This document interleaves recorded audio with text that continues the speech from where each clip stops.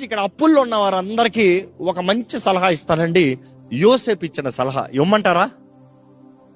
చెప్పండి, ఇమ్మంటారంటే చేతులు ఎత్తండి.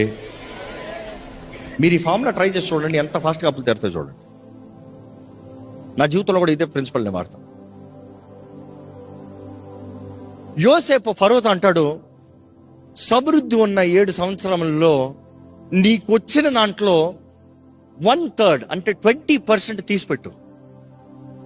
నీకు వచ్చిన రాబడిలో నీకు వచ్చేది 10 రూపాయలు అవనే 20% తీసిపెట్టు. ఆ 20% నీకు పెద్దగా అనిపించకపోవచ్చు, తీసిపెట్టు, దాన్ని ముట్టుకోద్దు.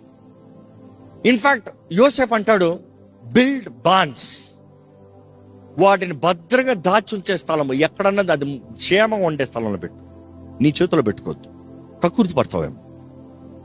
కీప్ ఇట్ సేఫ్, అది భద్రంగా పెట్టు. కరువు టైం వస్తుంది, అవన్నీ కలిపినప్పుడు